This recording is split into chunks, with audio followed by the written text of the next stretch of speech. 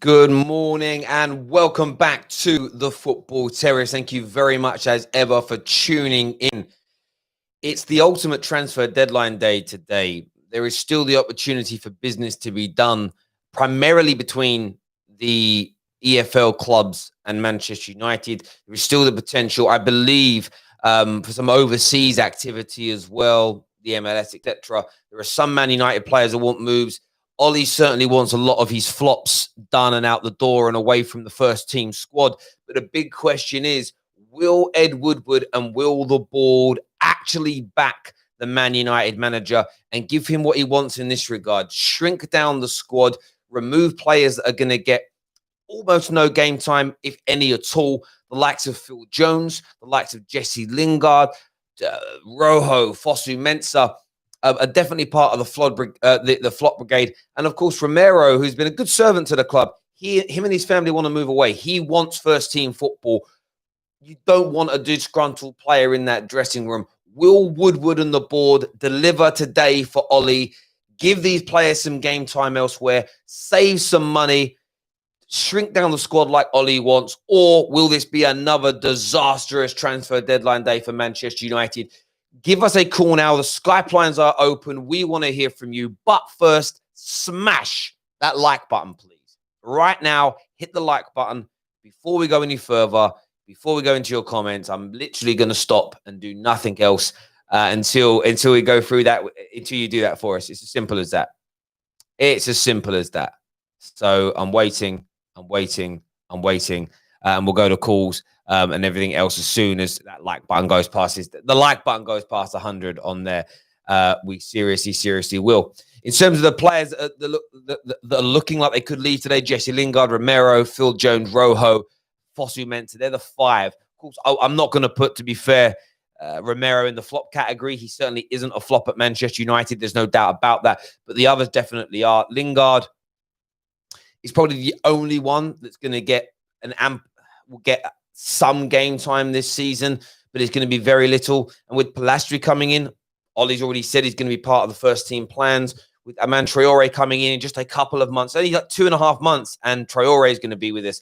Lingard is barely going to play. I think it's better for all involved if he moves on. You think of the likes of Phil Jones. I don't think Phil Jones has put on a Manchester United kit since the 6-1 win over Tranmere. Rojo hasn't played for Man United since, I think, November last year. And he's out of the Champions League squad.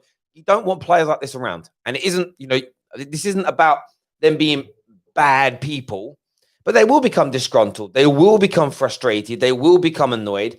They need to be out of that dressing room, moved on to pastures new. And you want to try and have a group of players that are all involved in matchday squads, a group of players that are all in the plans of the manager and of the club to try and keep a unity and a togetherness. It's hard to do that. There's 4 or 5 players in training every day and around the squad every day who have got zero chance of playing. That will always lead to an unsettled, divided place. It really, really will. Smash that like button, people. We're going into our first call of the day now, and that's with Pav. Pav, what do you think is going to happen today? Will the board back Ollie and get rid of at least 2 or 3 of these 5 players?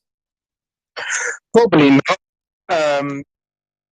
Obviously, you can see like Romero, his missus come out and slated Ed Woodward for not allowing Romero to leave.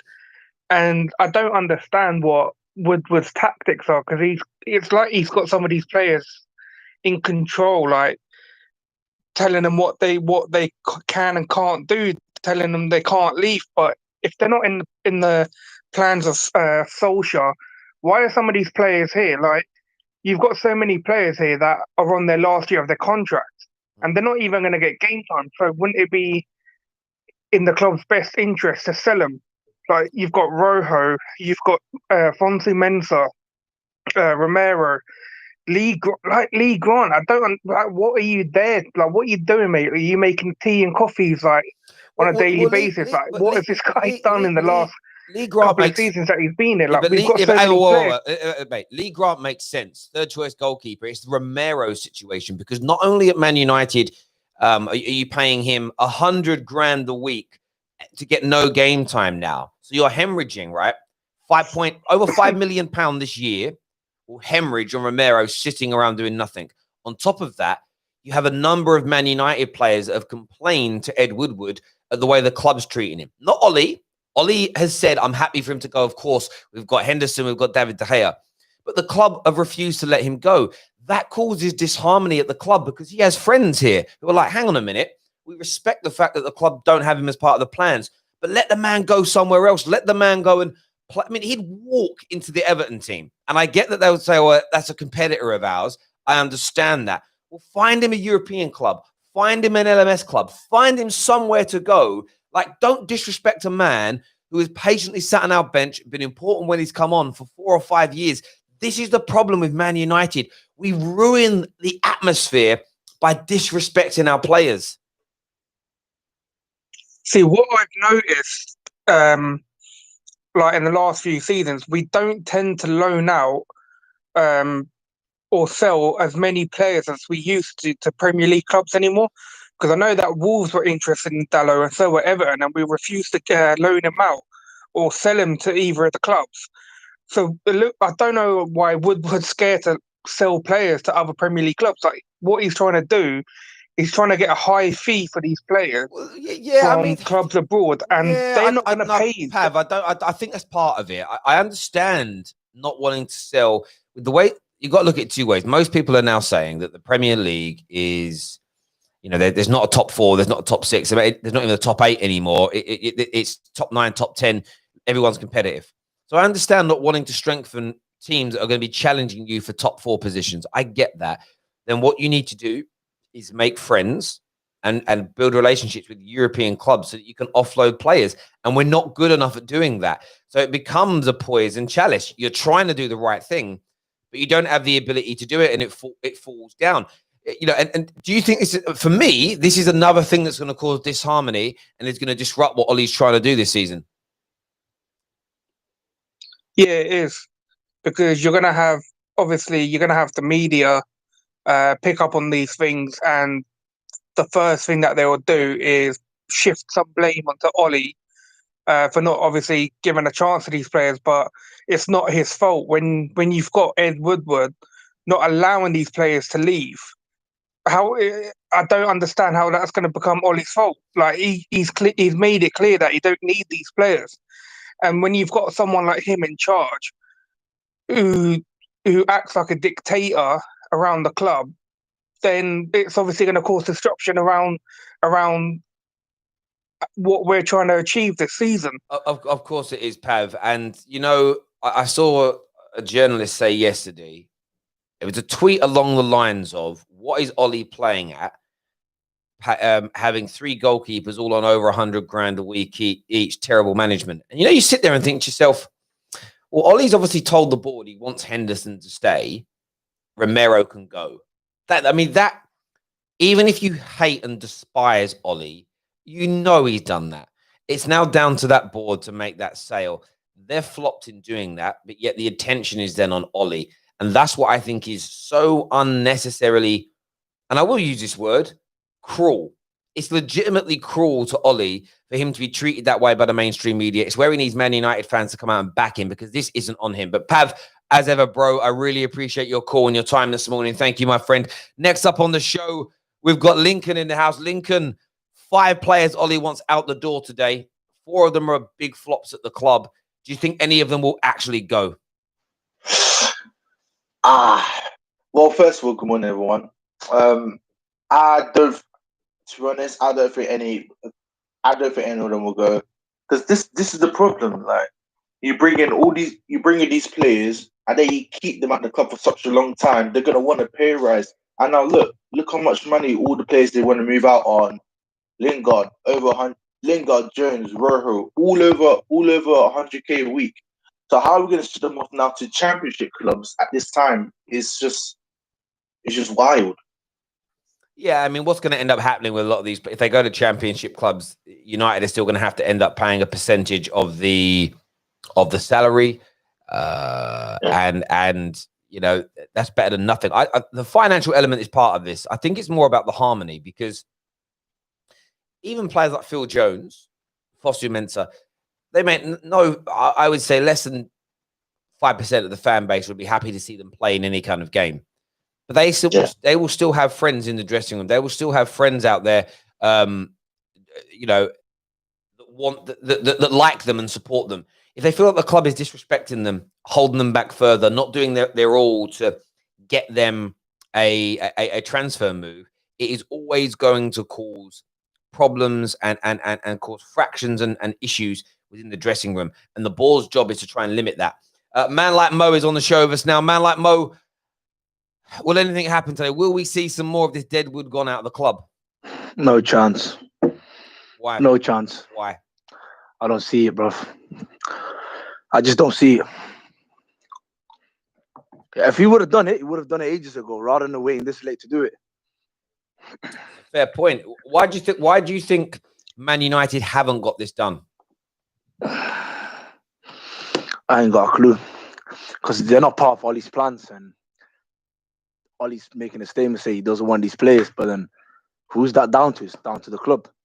It's down to Woodward and the Glazers, but they're not having it. No, and I get that, but why do you think they haven't been able to make this? Why do you think they haven't been able to make the sales? What do you think has stopped them making the sales, or what do you think has stopped them from being able to find loan opportunities? Maybe no one wants them. Who knows? I just feel I couldn't tell you, Terry. I couldn't tell you. Well, if nobody wants them because of their capabilities as players, I wouldn't put that down to. Well, I suppose the way my head is in this space, I don't think nobody wants them. Man United. This is why Man United fans have got this kind of just pay the money to sign a player. You have to be very careful with wishing. That's why this summer I didn't want us to just pay whatever it's required to land somebody. There has to be a structure to it, because you create this bottleneck problem at the other end of the spectrum. When you start overpaying people, if they flop, it's harder to move them on. You're talking about Lingard on 75,000 to 100, between 75,000 and 100,000 pound a week. You're talking about Fosu Mensah, actually he's on quite a low amount on 15,000. You have Lee Grant, who's been mentioned, on 30,000. You have Dan James on 45,000. You have Lingard 75, Phil Jones 75,000, Rojo 80,000 pounds. You have the goalie whose name I just now can't remember, Romero, sitting there on 100,000 pounds per week, as an example. Not to mention others. So there's a lot of these fringe players are on high wages. No one is going to want to pay them that amount of money. So you're in this situation whereby United have created a rod for their own back by having a wage structure that they cannot manage. And it's as simple as that. As a comment here from Stu, it says, because the Glazers are milking the glory hunters, idiots, Terry. Come on, man. You say you're insightful, Jesus Christ. What are you talking about, Stu? I'm asking questions of callers as opposed to expressing my opinion. But you are actually, I don't know why I read that comment out. Stu is a long-time hater. He comes on every stream just to chat absolute BS. But cheers, Stu. Appreciate it, mate. I don't even, you sit there and it's like, but that comment doesn't even make sense. That's terrible banter. It's the worst. It's dead banter, bro. Try harder, please. I'll go on Amazon Prime. I'll buy you a pen. I'll buy you a paper. Give me an address, send it to you. You can sit there and work on your banter for a few days and come back. I'll even pay for the pen and paper, as I say. We added Prime to the call here. Prime, Man United. Well, say Man United. Ollie wants to offload a number of players to get them out of the squad today.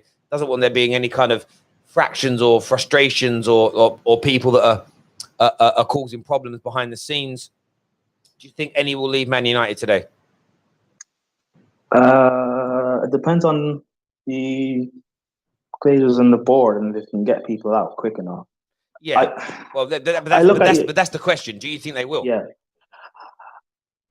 No, because we've seen in the past the incompetence from the board, for example, and like even if you manage to get them to go, that brings down Man United's squad depth situation. And I know that's something that we've been talking about, but at least you have bodies in the squad who you may not rate them, but they can do a job. Yeah, they're not in the squad, mate. Oh, they're completely out of the squad now. They're not. These players, other than Lingard, is in squads. But when you look at Fosu Mensah, no. Romero, no. You have a situation. Rojo's been left out of the Champions League squad. These players are not even getting into match day squads. They're not involved in the main sort of group of 23 as an example. And even look at like Lingard, as I mentioned, you've got Palestri that's coming to the squad, who is, I mean, man's coming on 40 grand a week. People that think this kid's going to be sitting in the under 21s for 6 months, a year off their heads. He's part of the first team squad almost straight away. Aman Traore is coming in 2 months, 2.5 months. He'll be in that first team. So this is the point. These players are going to all be pushed further and further down the pecking order.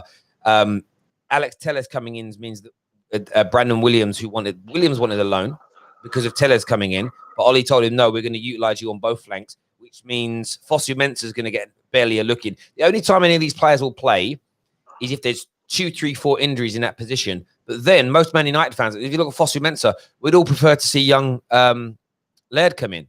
We'd all prefer to see an academy player. We'd all prefer to see Mengi given an opportunity over Rojo or Phil Jones. So there's almost, it's not even about squad depth. They're just not needed at the club. But yet there's going to be these 4 or 5 men in the changing room every day, disgruntled they're not playing football, disgruntled they're not getting opportunities. They're friends with the Man United squad players because it's a professional thing here, not a personal thing. And it causes a problem. And this is why I berated Man United fans all summer that said just pay the money to get deals done. That attitude has now caused this problem. And it's the lack of foresight from our board and our planners and our money makers and our decision makers at Manchester United is just atrocious. It's atrocious. You think this will ever end? I doubt it. Well, it won't end because what you end up having, and look, let's see how the Alex Telleses and the Cavani's and everybody work out. But there's a lot of people that feel that they were the same as the 2013, 2015, 2018 panic buys. Not needed by managers, overpaid. That's what a lot of people have said. You know, even I love Donny van der Beek. He's come in, not necessary. I think he is, by the way, but I'm playing devil's advocate here. If we've bought these players outside of the manager's wishes and paid them more than their worth is on these medium to long-term contracts, and a new manager comes in, you're stuck with them. If we sack Ollie and Poch comes in and it's like, yo, I don't want Donny van der Beek at all. Look what we've done to ourselves. Now, you might be able to sell Donny on, but the point is he's still sitting there on 100K a week, eating into your player costs. You've got to find someone for him. And then teams will stripe you up and buy him for a really cheap price. You end up losing money. But you end up, if you keep switching managers, switching philosophies, no plan, panic buying people, this process will never, ever end. Simple as that. Simple as that for me. And we're stuck on it. As Man United fans, we're stuck in this process. We really are.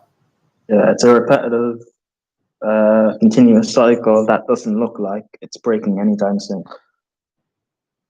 Yeah, no, it's not going to break. It isn't going to break. And do you know what? Man United fans are a big part of this problem because we moan about it, but then demand for the bad practices to continue when we get desperate. We would rather sign, a lot of United fans would rather sign someone, say, oh, we got a player, then go, actually, no, they're not part of our plans. We're going to sign nobody. That's why you need to have a strategy. And then you as a fan have some integrity, have some morality, have a good attitude and go, oh, no, this is what I want. So even if what I want, even if the process that I want doesn't bear the fruits straight away that I demand, I'm still going to stick to my plan rather than just going, do you know what? Throw that out the window. Let's go back to the other plan. What, the plan that hasn't worked for 7 years? Yeah, that one. It just doesn't make sense. No, long ago, you even said some fans want us to lose games so Ollie can get the sack. Look, what kind of support is that then? You know what I mean? This is what I'm saying. Yeah, listen, I think we're going to lose tomorrow against Newcastle. I've got a preview. I doubt it, Terry. Hang on, let me one sec. We've got a preview 11:30 this morning coming up. We've got a couple of Newcastle fans coming on the show. I think we're going to lose that game. That doesn't mean I want us to. It doesn't mean you'll see me. We're not doing a watch along for the United game tomorrow because of the other games we're doing watch alongs for during the day. There's not enough overlap because of the City Arsenal game. But if I was doing a watch, you'll see me cheering the boys on, wanting to win, and I'll be even though I think we'll lose, I'll be disappointed if we do lose. It isn't like I'm going to be like, see, told you. Why would I do that? That's a weird. What happens if we do lose? Is Ollie gone?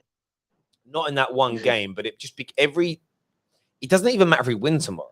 That could still damage Ollie. If we don't win and win well, Ollie's on to a hiding for nothing. But it doesn't matter. If Ollie wins the next 5 games on the bounce, let's say we win every game 3-0 and kill it. and then we go to our 6th game and it's against the Istanbul and we have a scrappy 1-1 draw and then lose to Everton 2-1 in a close game, the witch hunt begins again. It does. Ollie's a bit like Harry Maguire at Man United. His cards are marked. Whatever Ollie does, they're on him. They're going to stand on his neck. So it's done. It's over. It's finished. He can never get away this from reminds me of Jose's third season syndrome. You know, that big pressure. This reminds me exactly of it. But like, we could be in the relegation zone if you lose to Newcastle and the other teams win. You know that we're 16th. We could be down the bottom. And I know it's earlier, but this kind of start being in a relegation zone, who predicted that, man? That's terrible. Yeah, man. but again, it's early. The same thing happened, and No, he's we a were better worse manager. last year But than this. no, the same thing happened with Conte when he came to Chelsea, and he's a better manager. But we started off rocky, and the media were saying Conte's not suited to the Prem. He's going to get sacked. Yada yada yada. And then we came back from an international break. We went on a run of form. So I'm not saying you're going to come back and win the league, but like, just you never know what can actually happen. And plus, if you sack Ollie now and you bring in, say, a Poch or an Nagelsmann, things arguably could get worse. There's a comment here from MMA News. The banter? I'm going to call it out because it's dead banter. He says, now this video is blaming players who don't play low joke channel. I'm not blaming them for anything. I can completely... If that's what you've heard, MMA News, I can't... You know, bless you. Like, honestly, if I had a star here, I wouldn't give you a gold star. You know, when you're at school, you used to get a bronze star or so. I'd give you like a bronze star for that attempt at banter. Because I haven't blamed the players. I actually understand why Romero will be upset. I wouldn't blame him. Any of these United players that are not going to get game time this year have an absolute human right to be disgruntled. We're blaming the board here for not getting rid of them sooner. Even allowing some of them to leave, even ripping up a contract, even saying to Phil Jones, listen, we'll pay you your salary. We just want you out of the dressing room. Would be good practice by the club if we can't find somewhere for him to go. Make him a free agent. Get rid of him. Pay him off. Because if we don't, he's still going to be getting that same money. Like, it makes no difference to Man United. We can't find someone. So, listen, MMA News, a nice attempt at banter, a nice attempt at trying to manipulate what people think and feel. But, honestly, bro, woeful. Where are you getting your banter from, bro? That is dead, bro. Dead banter, DB. Try again. You and Stu Mack... Maybe you're in the same person switching accounts. You've got to try harder than that. Like, you're so bad. You know what I mean, bro? Honestly, man. Dull as a spoon. Block him. Why don't you just block him then? Because I like seeing the attempts. I do like seeing the attempts at banter. And it's like, that's just awful, isn't it? Do you know what I mean? It's just dull as a spoon. Simple as that. Dense, bro. Dense banter, we're going to call it. Dense banter. Simple as that. But listen, as I say, boys, this is Man United are going through this cycle. We're not going to get off the hamster wheel. And did you see the thing that happened yesterday where the president of the first ever Indian Man United Supporters Club quit his position because the club made him delete a post that was criticizing the way the club was run? No. Have you heard about this? No. Yeah. Okay. I heard about it. So, yeah, when people keep saying, but it's the manager. But it's Pogba's fault. It's Rashford. It's Maguire's fault. Yeah, because they're making official fan clubs delete criticism about the football club. They're the guys who have had 2 of my videos taken down, heavily criticizing Woodward and co. Yeah, they're the problem. You know, the club is literally removing people's free speech. And you think it's Ollie's fault that the club is in this mess? You mugs. Honestly, these rats are so funny, bruv. And you notice managers always done. They're rats, bruv. These people are rats. And I say rats because the Pied Piper plays and they're just like, they're dancing their merry dance down the street. They're like, yeah, it's Ollie. Oh, yeah, I can hear the tune. The tune says it's Ollie. Yeah, but what about this the Glazers have done? The Glazers are cool, bro. I'm going to wear my zebra shirt. It's all good. Why are you going to wear the zebra shirt? Oh, because the Pied Piper said so. It's just because the Pied Piper said so. That's what these men are on. They're just mad. They're not mad. They're mad. they're just undereducated fools. And I feel for them, bruv. I feel for these people. Do you know what I mean? Undereducated fools. I don't know. Their upbringing, maybe they've dropped on their head when they're babies. Maybe they don't eat Weetabix in the morning. There's something that makes them like this. I'm not sure what it is, but it's just hilarious to see. Terry, do you know KG Elite? Yeah, what we were talking about the protest the other time because he's the only one going. The other time we was talking about protest, wasn't he? Listen, KG comedian is a great, funny guy. I love him and Flex's show. I watch it every single week. It's a brilliant show. He's a Man United fan, and he had an idea to try and unify the fan channels and fanzines and social media sort of content creators and everything to stand up against the Glazers. And nobody, barring myself, as far as I'm aware, showed any real genuine interest of coming together and fighting them. And that is the proof in the pudding that you need, because do you know what you get? Because people like to be angry. I think people have grown attached. Like I banter it, but I think people have grown attached to being angry at the club. If you fix the problem, there's nothing to be angry about anymore. I always feel like there's a lot of social justice going on in the world. I've always had this belief that, or this thought, maybe more than belief, do people actually want there to be complete social justice and equality? Because if there is, they have nothing to moan about anymore. And then suddenly they become responsible for their own selves. Like, I'm not saying everyone's in that space, but there are some Man United fans who I don't think want us to be run well. Because whenever you talk about, there may be a small moment where you go, okay, that's a good idea by the club, because that's a better way of being run. They seem to be the people that reject those notions. Nah, we shouldn't be doing it like that. No, we should be doing it now. No, the standards. Like, well, do you actually want us to be run well? Or do you actually enjoy the fact that we're bad because it enables you to, maybe you look at your own life that you're not happy with, and instead of like critiquing yourself and being angry with yourself, you go, I can pass all my frustrations through this avenue onto the football element and be like, my club are making me angry and frustrated, But actually, the club's only like a side problem. Your own life is the issue. I feel like that.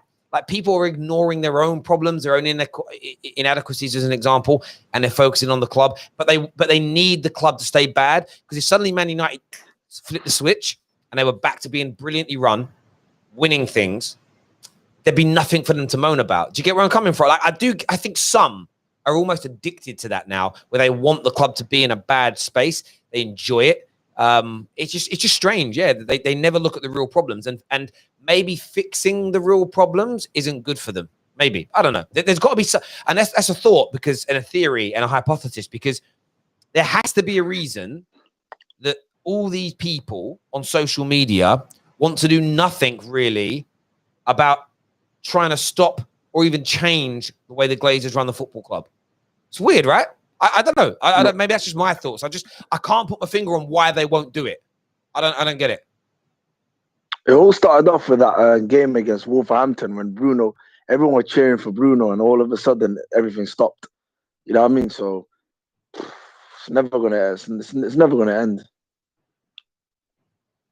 Yeah, I just don't get it. I cannot understand. I love the club. Oh, the club's being run badly. Yeah, I know. So we do something to stop it. Nah. It don't make sense. You don't love the club then. And I will say that with my chest. If you love the club, you'll do what you can to stop it being mistreated. Would you not? But now they're using COVID as an excuse. But before COVID, nobody was protesting. Nobody was doing it. You don't need to protest to damage the Glazers. You stop buying sponsors' merchandise. Like, if people, and I know this. Do you know how I know this? And I know the influencers know this. A lot of the influencers have got sponsorship deals, so they will know that they have quotas to hit, whether it be sign-ups, whether it be clicks, whether it be they have to achieve a certain amount of views to gain the money they're promised via the sponsors. They know these things exist. No sponsor just goes, listen, we're going to give you a shed load of money for nothing in return. Just stick our logo on your screen. That's enough. Yeah, it don't work like that, bruv. So Man United will have quotas to hit. They'll have numbers to hit. They'll have certain things. If there was a protest that, and I'm just throwing out these names here, that all the big fanzines, all the big Man United Twitter accounts, all the big Man United Instagram accounts, and there are loads of them, by the way, all the big fan channels went out and they all posted the same thing, that we are not buying these products. Please join us. Sign a petition to say that you're not doing it, as an example. Let's show them how many of us. Even if it was 300,000 or 400,000 people in total said, we're going to do this. Trust me, those sponsors are straight on the door of Man United going, hang on a minute. We're being targeted here because of the way you're running the club. And what you do is you put a list of demands together about things. Yeah, we'd love you to sell the club, but as a minimum, we want to have one ex-Man United player on the board with a fair amount of anonymity, and we want a football director appointed. Maybe even like, I don't know, you do it democratically. You let fans vote for. You give free options, and we vote for. I don't know. This is pie in the sky. I'm throwing these out there. I haven't really thought these through. But you get what I'm saying? Maybe there's a compromise. But you can do all these things. These things are all doable during or what with COVID. But no one will do it, bruv. And they won't do it because they're either too lazy, they don't really care, or more importantly than any of it, they want the club to remain in this situation because it's good for their business model.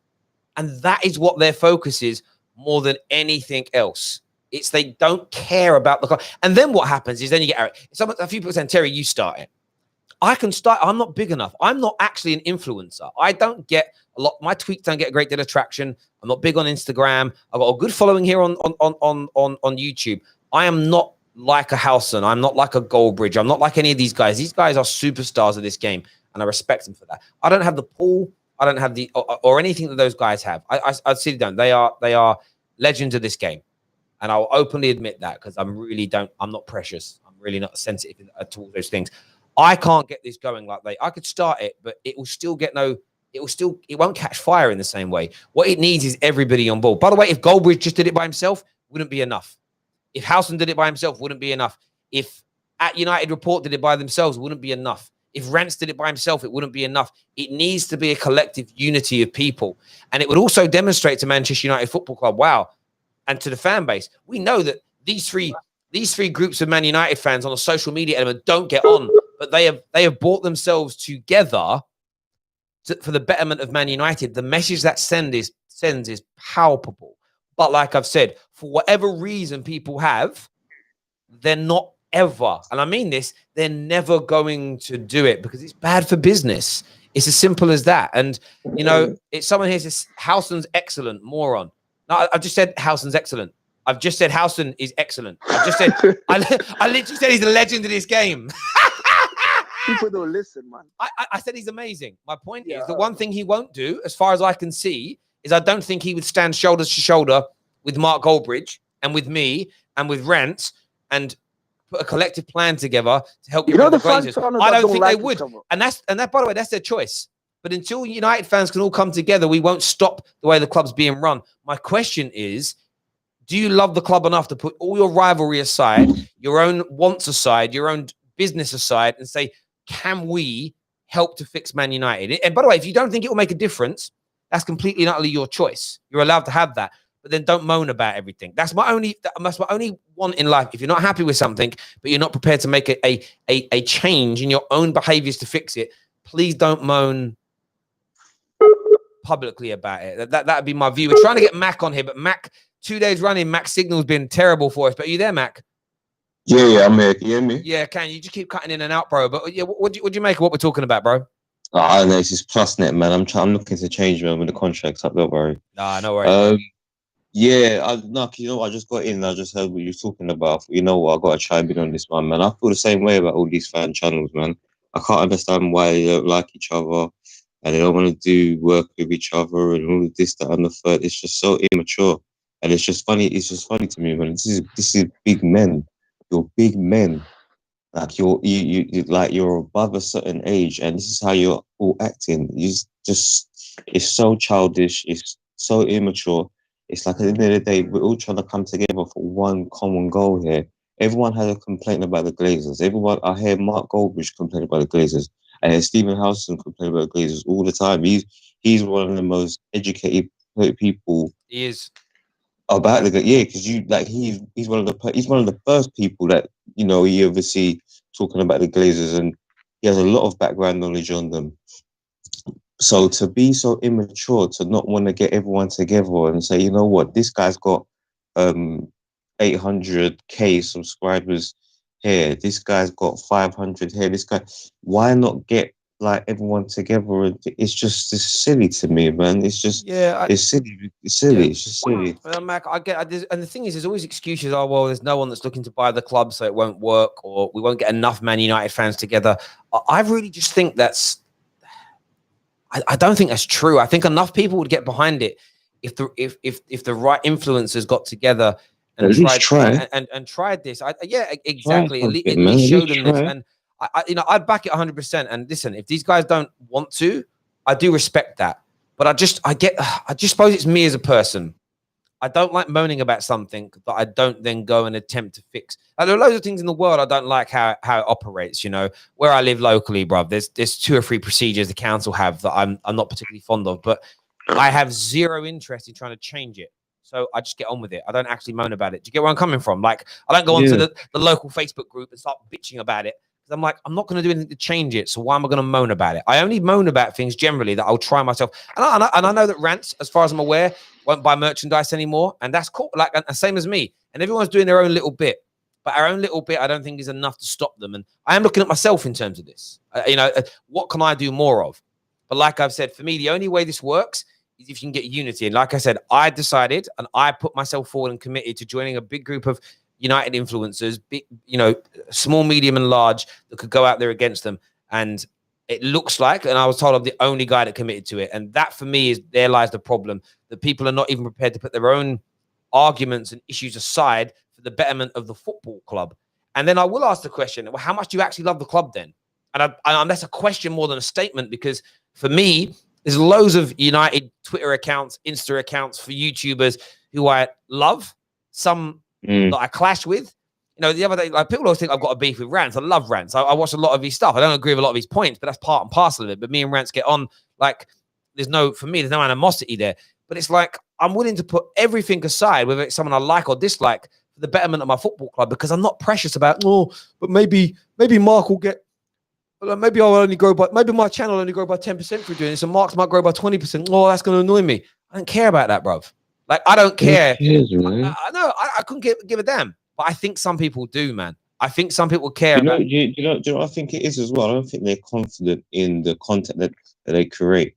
Because if you're an original thinker and you're saying to yourself, well, you know what? No matter if I hook up with this person to do whatever, my content is always going to be different because I'm thinking 10 steps ahead in terms of what I can do. If you look at a lot of these guys, they all kind of really do the same type of things, right? And it's all kind of like repetitive. No one is really trying to do like different types of content. So I think that's probably why. I think that's why they act like that, because maybe the types of content that they do, which is all similar, is going to clash. But at the end of the day, it's not really about that, man. It's just about like people coming together and stopping this thing. You know what I'd love for someone to actually like get a camera, stick it on them, and like really put it on them, like in just a moment. Like, why don't you do this with such and such? And just to get their reaction, just off the cuff. I'd love to see something like that, because it's just like you see things in the comments of people talking and whatever, and they blatantly ignore what people are saying. I can see it all the time. You know what I mean? So I'd love to just stick a camera in their face and just get the answer. And I get it, mate. And I think listen, I had a conversation yesterday with people. This whole thing with Maguire and Pogba. Why is Sky Sports protecting Maguire, but they're not protecting Pogba, or pundits are not doing it? And they spent the whole day attacking Maguire over it. And I'm like, bro, I've seen you work Sky Sports. I've seen you take paychecks from them, right? I've seen you take money from them to be on their shows. But you're not attacking the outlet for what they're doing. You're attacking the player. Like, I'm like, that's, for me, there's an element of weakness in that. It's like, well, go at the media outlet. Oh, you won't go at the media outlet because you work for them. I've seen people like Murdoch this, Murdoch that. Bro, you work for Talk Sport. Check out who owns that, bruv.